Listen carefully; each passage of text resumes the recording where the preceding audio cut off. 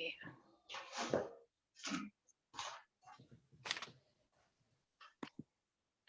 Okay, super.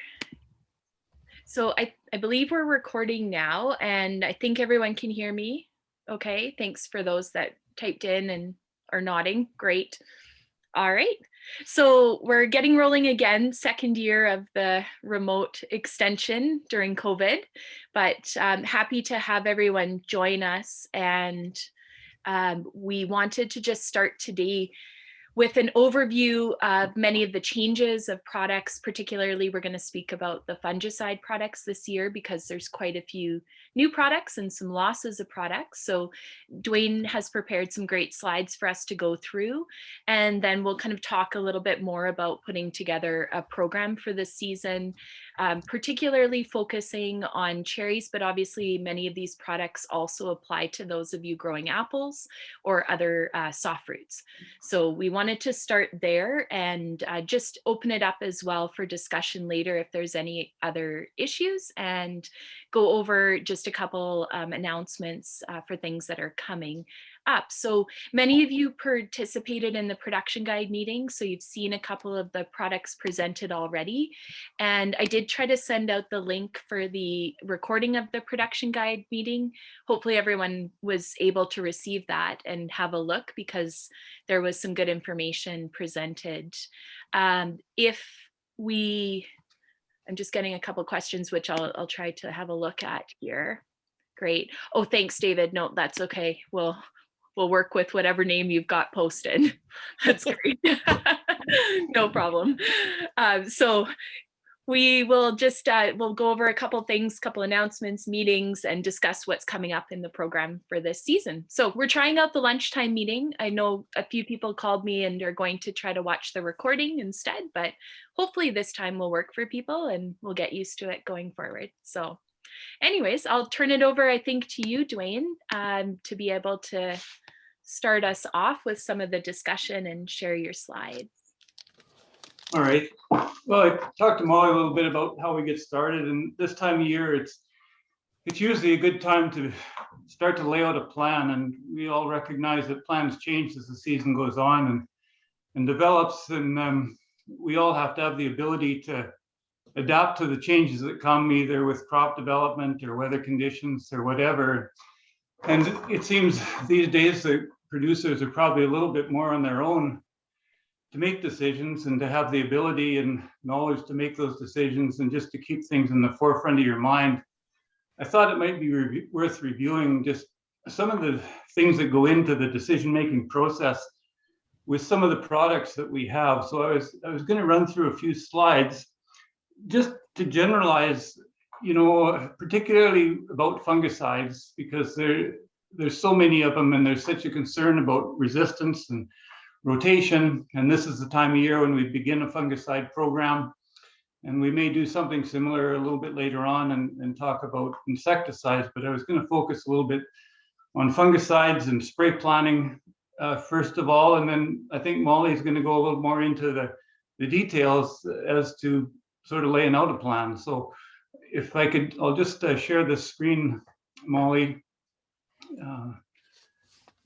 if I can. We'll see if it comes up. I think you can probably go for it, Duane. I believe I adjusted the setting here.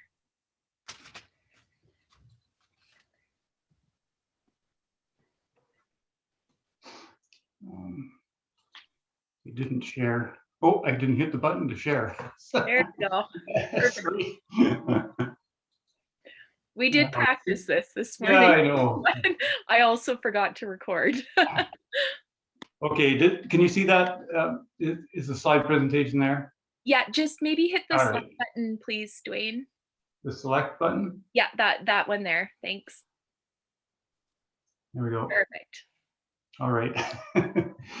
So anyway, as I mentioned, there's a lot of things that go into the planning process, and boy, there's a lot of products out there to choose from, and new ones come along each year, and we may, you know, need to refresh our memories as to how we use some of the products and what are the things that help guide us through the season.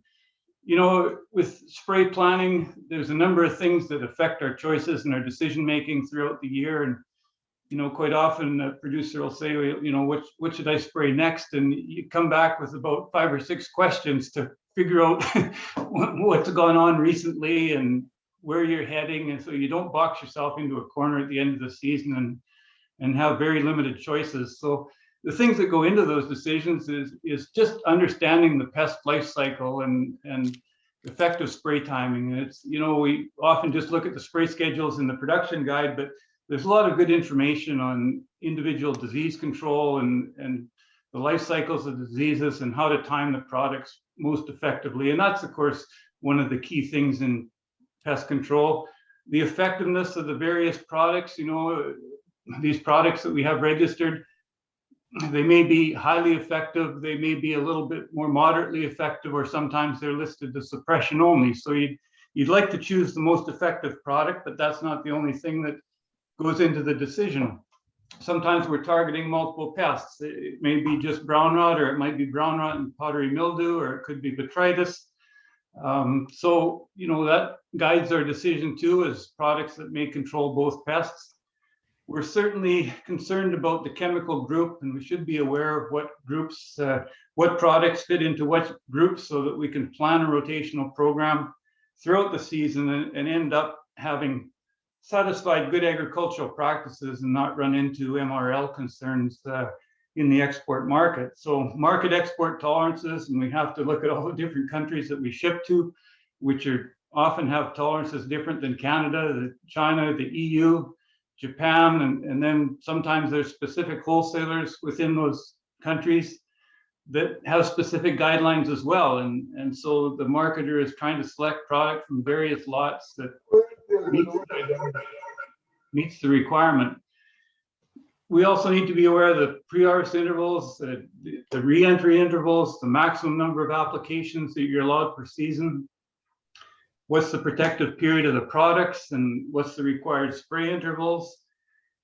We think about compatibilities with other products. We may have to put on an insecticide, or we're putting on nutrient sprays, and the products don't always go together. So what's going to mix, and how's that timing going to coincide with other things that we need to put on at a similar timing? The relative cost of the product, and so we look at the, you know, the raw price. What does it cost to buy it? But also we have to think about cost in regard to effectiveness of the product, because, you know, the most expensive product is one that doesn't work or is mistimed. And then the ability at the end of that to demonstrate good agricultural practices. So, you know, there's 10 things there, and there's probably a few more that go into the decision-making process. So you can see why it's important to start off with a plan. We know what plans are going to change, but it really helps guide the decisions through the season, and you're a little more familiar with how to adjust when those changes are thrust upon us. So I was going to take a look at the fungicides, and there's a few new fungicides this year. And when you look at the list of other fungicides that we've had in our arsenal for a few years, there's actually quite a few, and it gets confusing. You know, I went through the production guide the other day and realized that there's about 27 fungicide options targeting 3 main diseases, being brown rot, powdery mildew, and botrytis.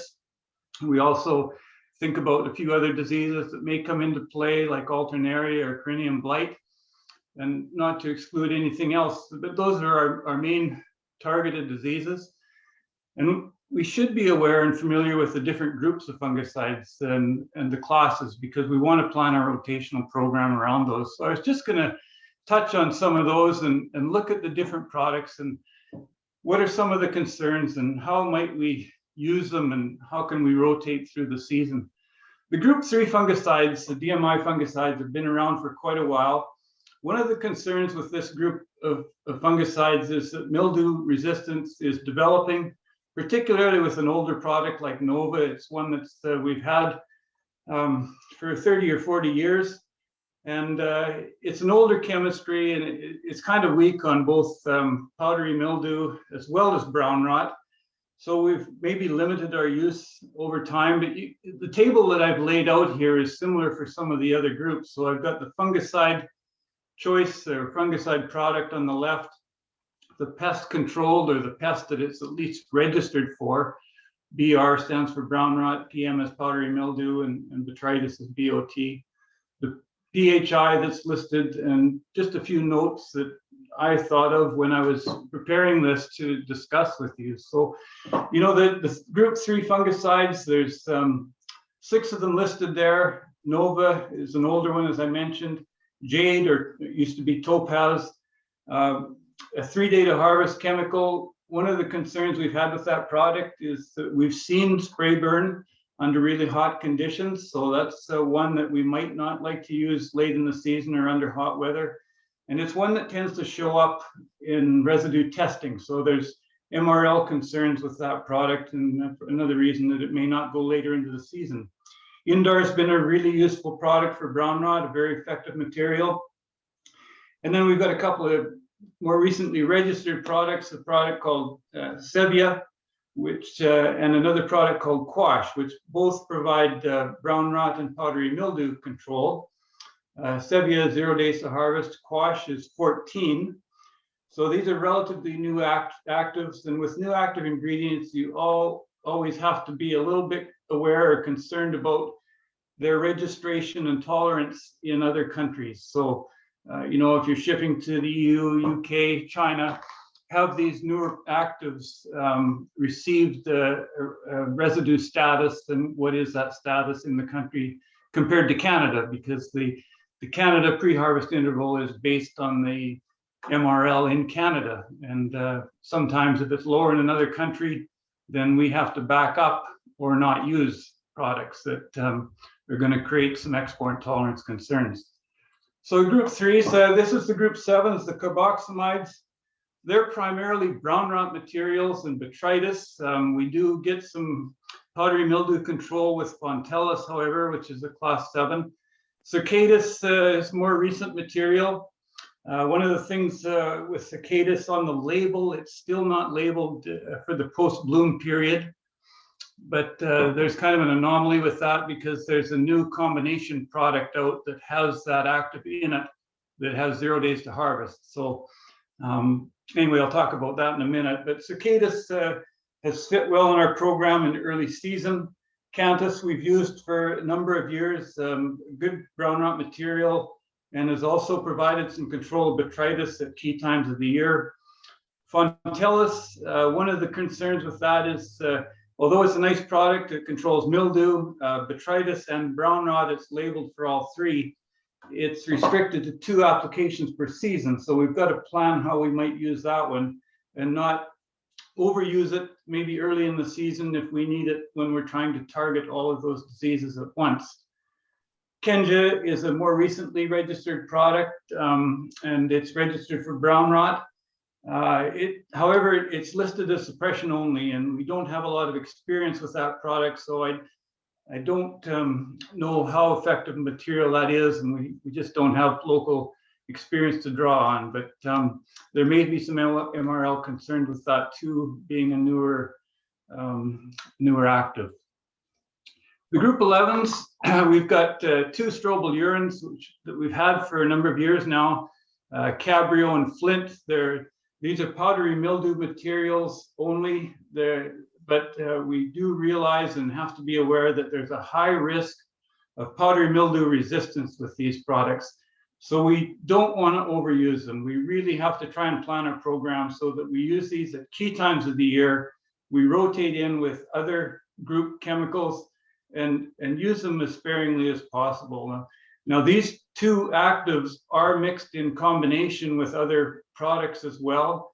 So you have to realize that if you're using Cabrio one time and Pristine another, that you're actually using the same active ingredient, and it's not a rotation, and you're using up the number of applications for that active through the season.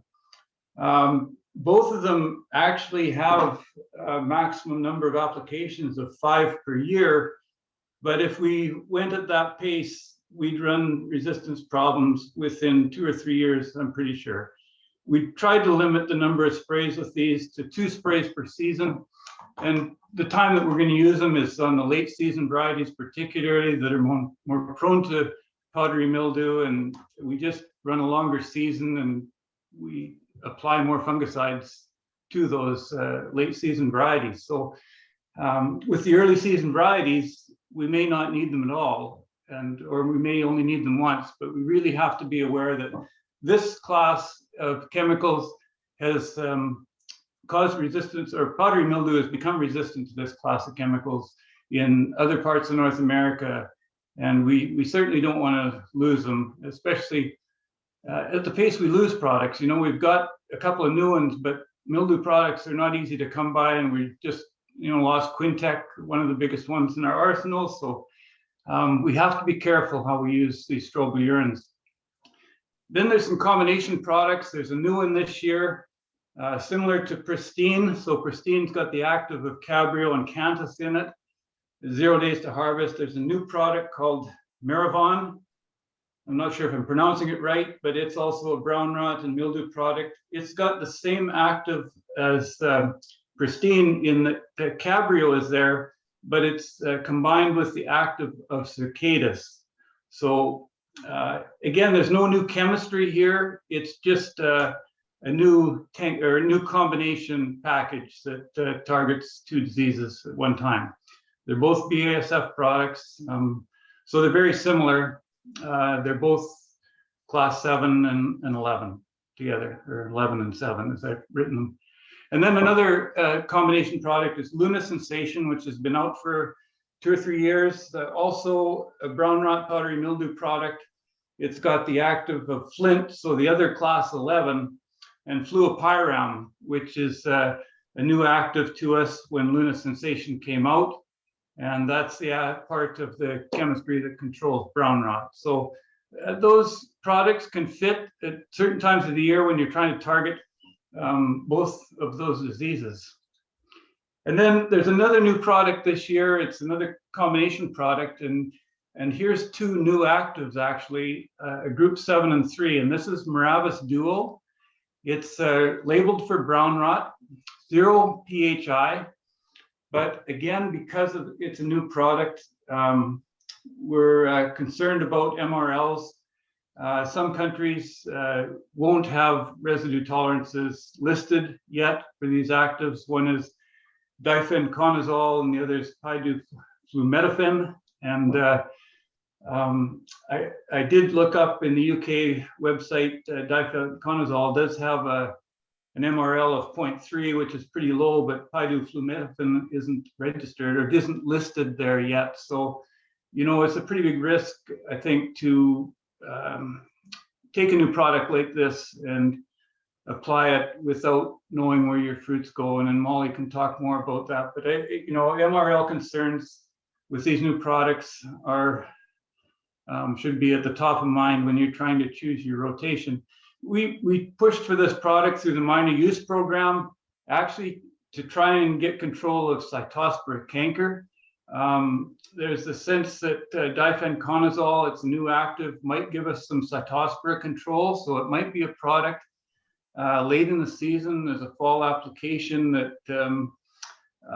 could provide some benefit in that regard, but it isn't labeled for that. So it's really just labeled as a brown rot material, and unfortunately we may have very limited use due to MRLs. And then there's a number of other fungicides that there's only one in the group of fungicides, and I've just listed them here. And some we've used quite a bit, and others maybe we've used very little. But Bravo, of course, has been a standby for us for a number of years. A broad spectrum fungicide, it's a group M5. Elevate, it's been an important material. It's registered for brown rot. It's a group 17. It also provides very good control of botrytis. Vivando is a really good powdery mildew product. It's a U8. It fits well into our program at certain times of the year. But again, we have to be careful with MRLs. I don't know if all of our export countries have a tolerance for it. So then you have to start backing up the time period when you can use it, or maybe switch to something else that you are confident in. Sulfur, one of our older chemicals, which we rely on heavily to try and offset the chances of resistance and overusing other potential powdery mildew materials that might get resistance. So sulfur has been an important part of our program. And people may also use Pure Spray Green for powdery mildew, a summer oil that fits nicely in the early season, but later on, it can cause spotting on the fruit. And so you have to be careful with your timing on that. And there's also an interaction, a negative interaction with sulfur. So you've got to keep the distance between the two materials at least 10 to 14 days apart.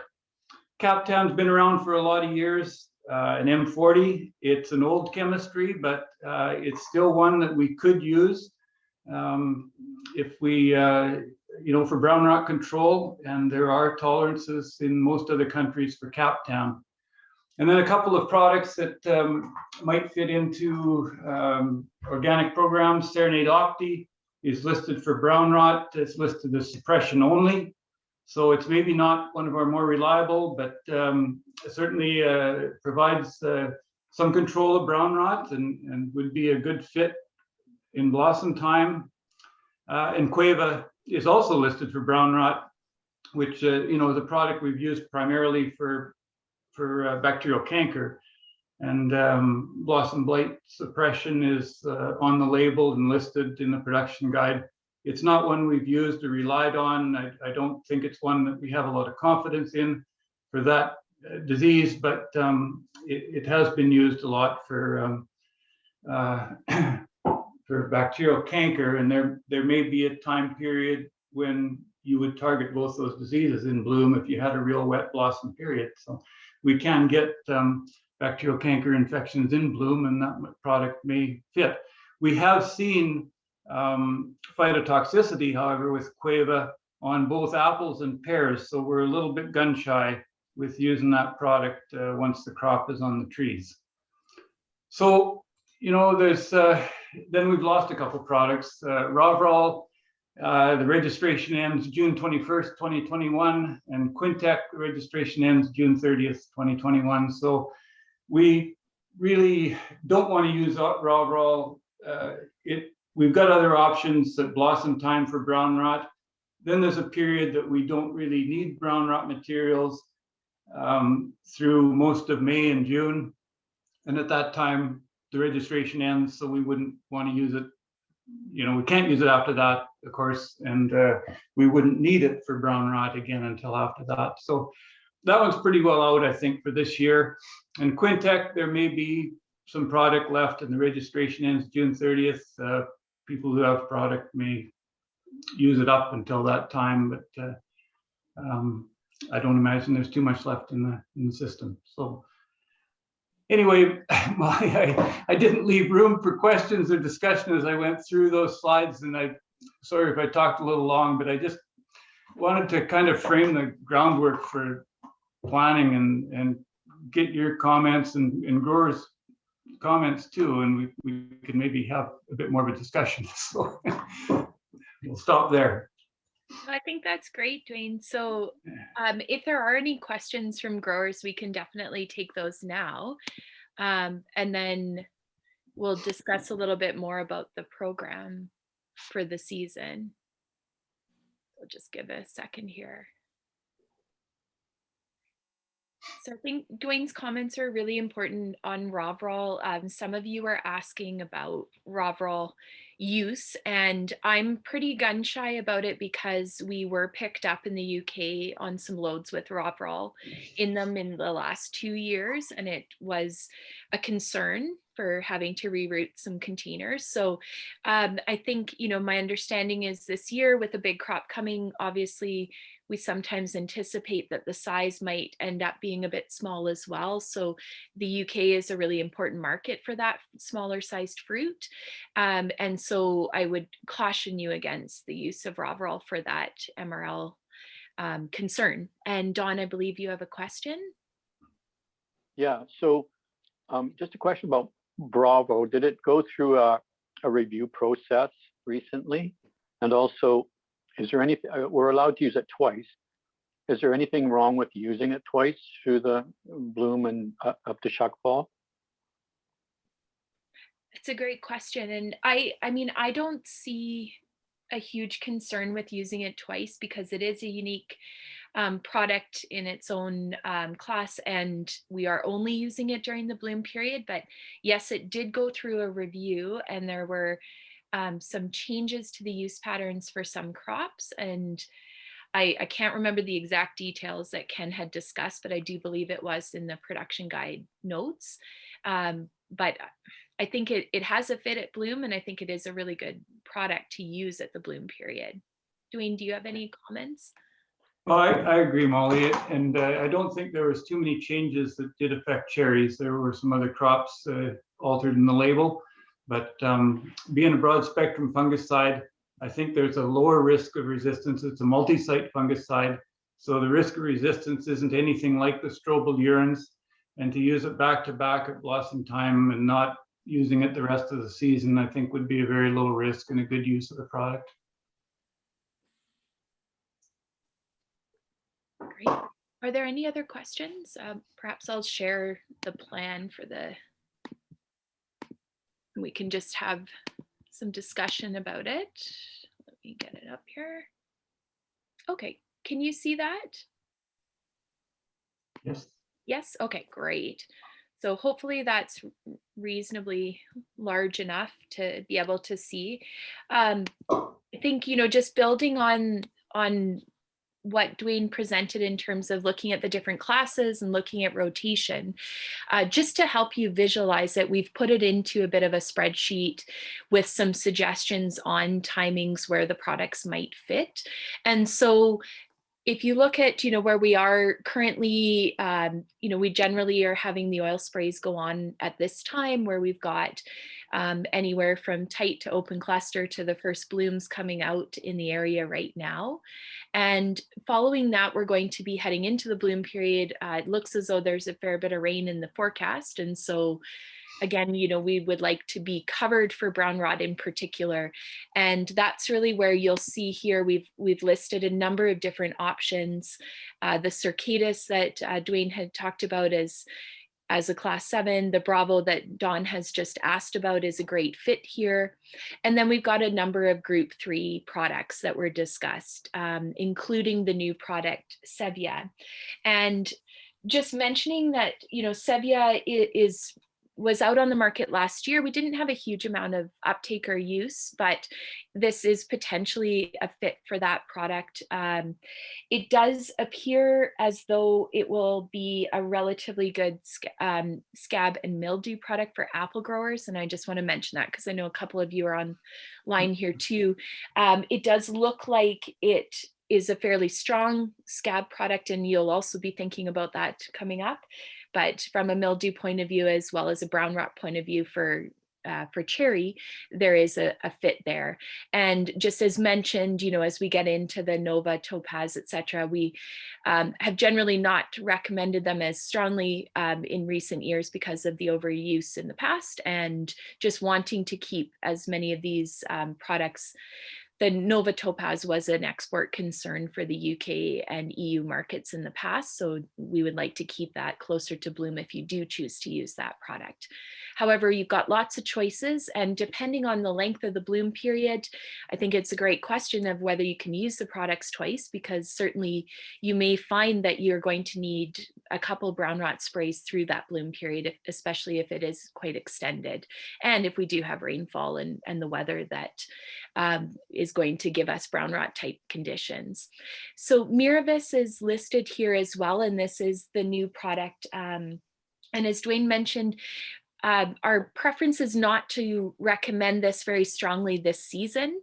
It is registered for cherries. It's also registered for blueberries, and the blueberry growers have chosen not to use this for export this season either, because there currently are not MRLs established for a number of the markets, including the Asian markets. So this is a product that I think will be very interesting. And the reason we want to discuss it is because this year the product is going out into 2 2 larger scale demonstration trials where it's going to be sprayed on 20 acres of each, cherries on 2 different blocks, one in the Okanagan, one in Creston.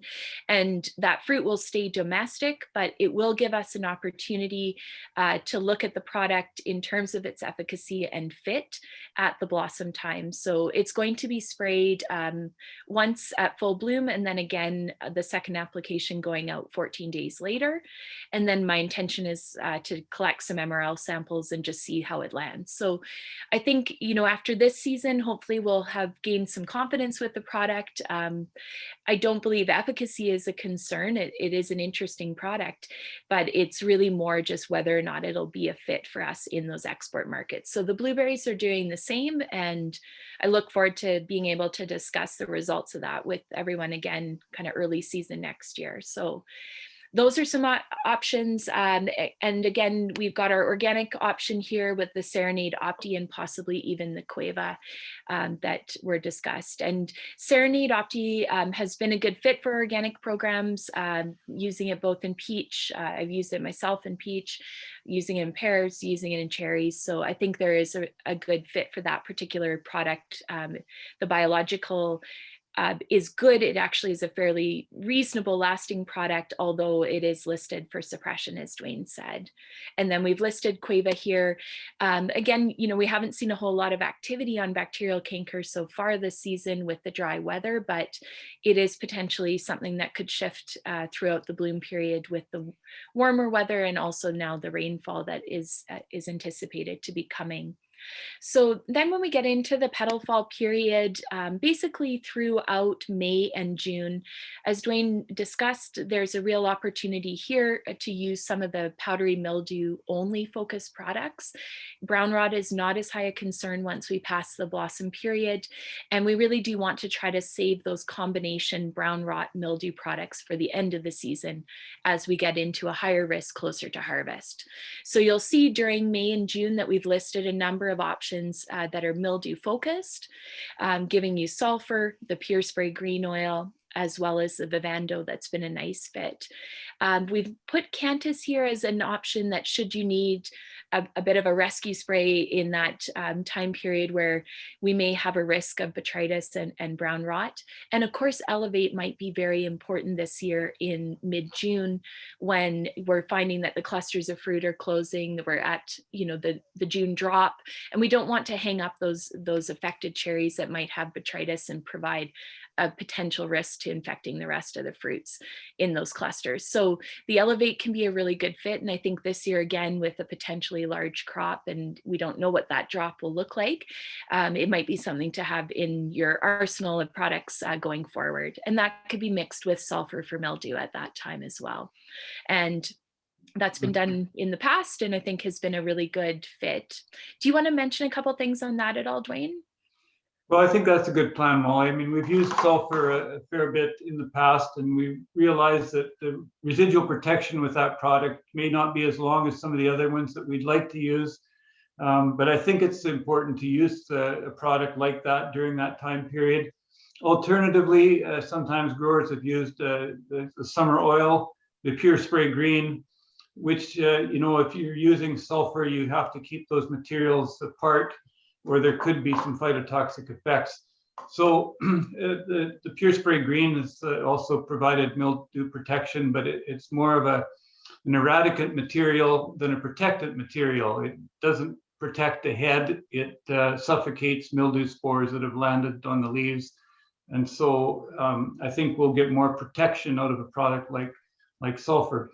Vivando has been a nice fit for us, and I think we've used it fairly confidently up to the time, or prior to the time when GA goes on some of our late season varieties without having residue issues. But it has caused residue problems when used later in the season. And, you know, there's no guarantee at what point you won't get any residue showing up. And so, you know, earlier is usually better.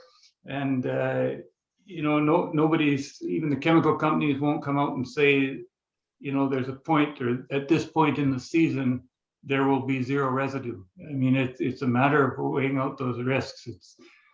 It's Yeah.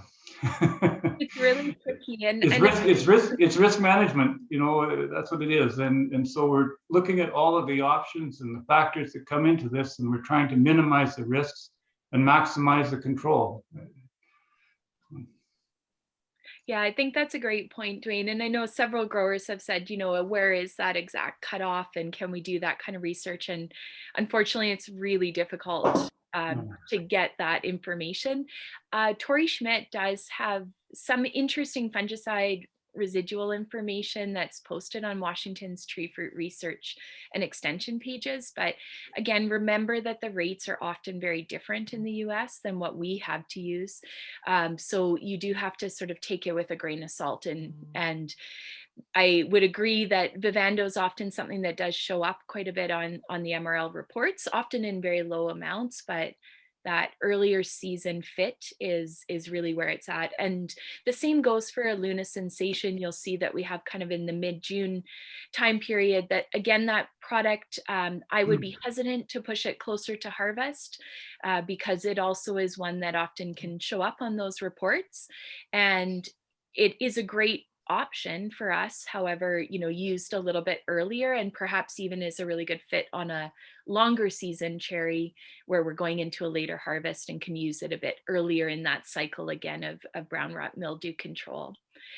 We have listed Maribon here as well. And again, this is a brand new product for cherries this year. I did work on it with apples last year in trials. And so for our apple growers, it was an excellent scab product, really, really excellent scab product and really good powdery mildew control. So for apple growers, this would be a great fit for, heading into this time period, pink to petal fall for scab. But on cherries, again, it's a bit of an unknown. This is the one that is a funny anomaly because it's a Circatus and Cabrio mix. And so we do think it has a fit. However, you might for this season want to err on that earlier part of the season, not right up close to harvest, but it should be a very effective product. And I think, at least on the apple work, it looks like it will be an interesting one. I do want to caution you about, there are a little bit of concern just about mixing Maribon with oil for apple growers. So maybe don't do that yet, because that's some work that's underway. So it might be a fit more for pink to petal fall timing. But for cherries, definitely could be used in season. Pristine is another brown rot mildew combination product along with Fontellus. And as you can see, Duane had mentioned using Fontellus 2 applications per season is our limitation. And certainly that's a product that we would like to use close to harvest. It's a flexible product in terms of the days to harvest and is an effective product. So that's one that we'd prefer to hold on to. However, being a group 7, we've got many of these combination group 7 products. So we want to just be aware and cautious of the resistance management. And Pristine the same way, there are many places Pristine could fit in the program. However, the flexibility of using it right at harvest time and being able to mix it with other insecticides and not have MRL issues means that we've again chosen to try to place that at the end of the program as we get closer to harvest. So we did also list in here Captan as another option because of the unique class for brown rot, and potentially could be used in combination with another mildew product like the ones we've discussed. Or, it could be a potential fit should you need another option for brown rot.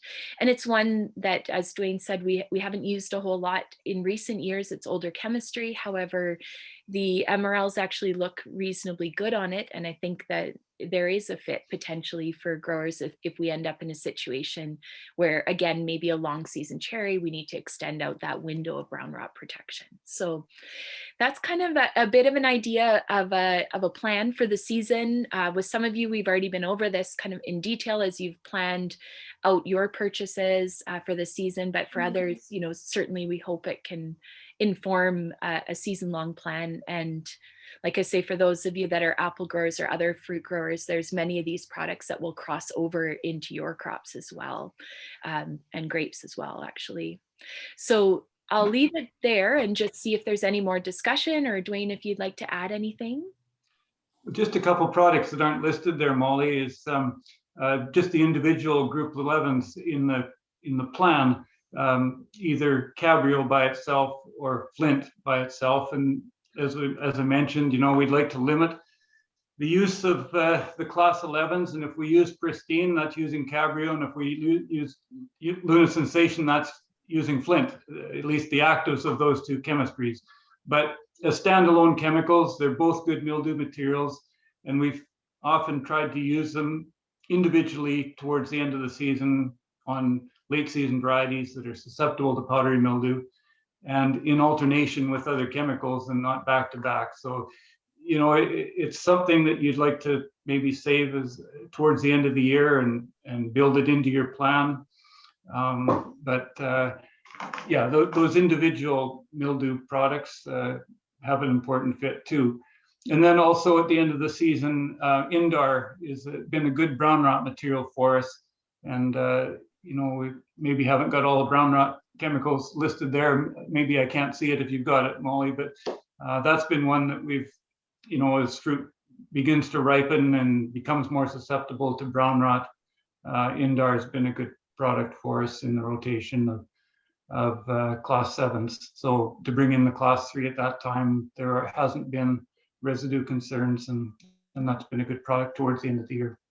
Yeah, that's a really good point, Duane. And if I think for those of you that have looked at the later season plan of this, you'll see more of those products incorporated. But Indar is still a really good option for us because there isn't as much MRL concern, and definitely those group 11s are a good fit. And we do have a new class of mildew product coming soon to the market, Gatton, which is the Fludianel product. It's a unique class U8 for mildew, and Duane worked really hard on this for the minor use to get it to the market, and it is probably going to be released next year. Again, we're looking at possibly some smaller scale work this year just to see where the fit is.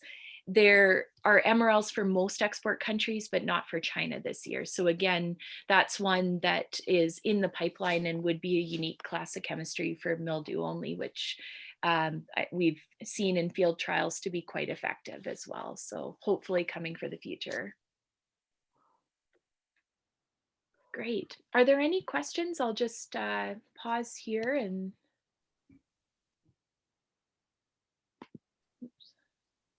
everyone a little bit larger. I might not be able to see if you have questions right now, just with the way the screen is set up. So feel free to unmute or type into the chat if there are any questions about things.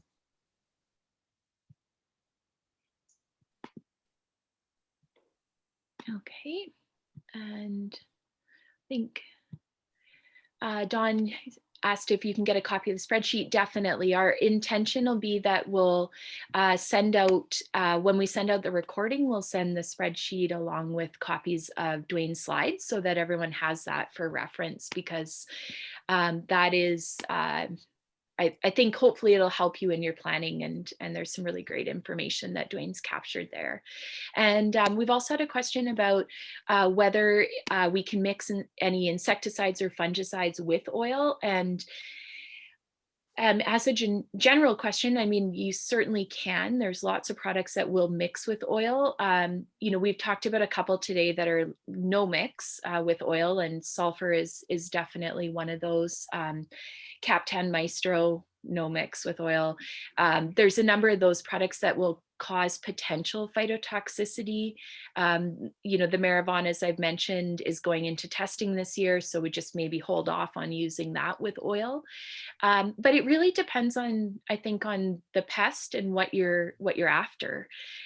So there are certainly cases, where we're looking for some aphid control, or woolly apple aphid control was one in particular where products have been mixed with oil, like Closer was some of the work that I'd done with oil for early season crawler control. I think it's quite situational. So if there's specific concerns in terms of insect or disease, then we can talk about mixing those things. Duane, do you want to add anything there? Yeah, I think in cherries, the timing of oil sprays haven't really been coincidental with either disease control. It's a bit early for powdery mildew, and if blossoms aren't showing, it's too early for brown rot concerns. So there really wouldn't be a need for a fungicide to be included with oil. And for insect control, I'm not sure what you might target. It's too early for leaf rollers. We we've maybe assumed to get good aphid control with the high rate of dormant oil. However, they seem to come along in mid-May anyway. So, just in that regard, with aphid control, we weren't going to talk too much about insects and insecticides today, but if I go down this road, maybe create more questions. But, we're going to lose Admire. We've lost Admire. So that's been a product that spit into our first cherry fruit fly spray early in the season. And we've combined aphid control with that.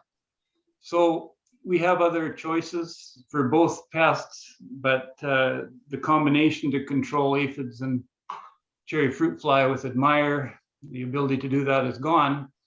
So we can choose other things for cherry fruit fly at that time, but there may be other timings that we might target black cherry aphid either a bit earlier if we see it beginning to build, or even pre-bloom. I mean, the aphids are around, are moving into orchards now that you'll find them as usually right near the trunk on spur leaves as they begin to develop. And you can keep them in check with the pre-bloom spray, and an aphicide with oil might be a possibility. It's not something that we maybe have a great deal of experience with, and we've tended to wait until we see aphids starting to build in the post-bloom period before we've gone after them.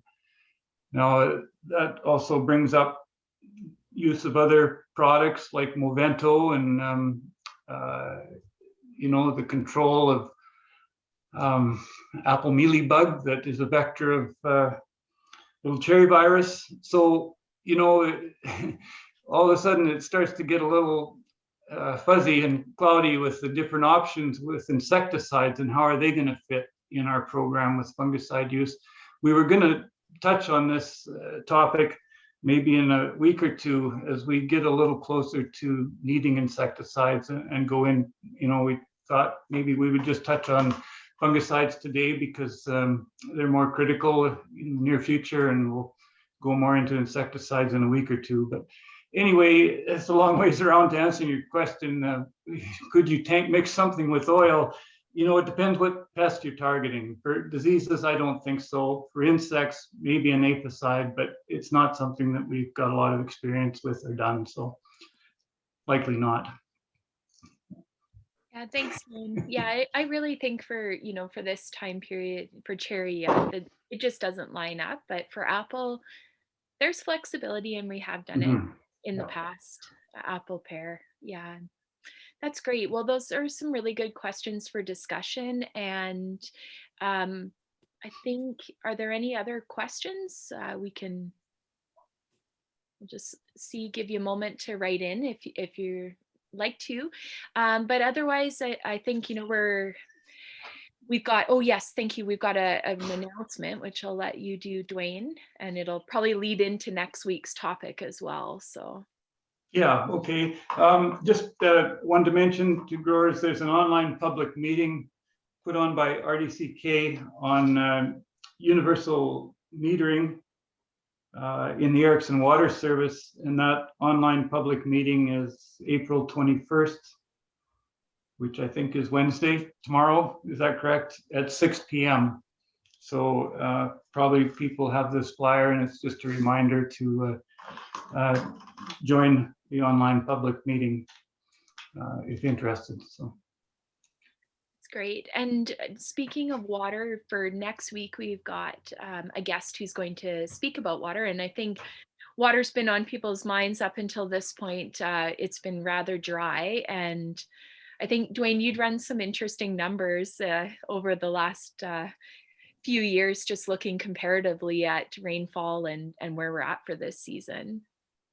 Yeah, I think people have recognized it's been a pretty dry spring. There wasn't a lot of snowpack low down this year. Up higher, there's a pretty good snowpack, but in the valley bottom, wasn't highest snow accumulation. But March itself was fairly dry. You know, on average, if you look at historical numbers over the past 20 years, we might get anywhere from 15 to 100 millimeters of precipitation. The average has been about 50 or 52, I think it was. This year we had 2.5 millimeters of precipitation during March. April's been pretty dry. We've had a couple of rains that really haven't provided a lot of precip. So I think it's important to be aware that the soils certainly are dry on the surface. You need to dig down and find out what the moisture level is down deeper where the root system is to help guide irrigation startup. But that's something that we've asked Ted to speak to next Tuesday, and hopefully he'll cover that, and he's going to talk about drip irrigation management. That's great. So yeah, we'll plan for the same time next week for 12:30 and hope that it is convenient timing for people to join. We'll have our guest, Ted Vandergulik. I've had a request to provide a bit of a spray schedule for apples, which we can do a brief overview as well, new products, and then we'll start to get into some of the other cherry products, insecticides, as Duane mentioned, later on in the season. So are there any final questions before we wrap up for today?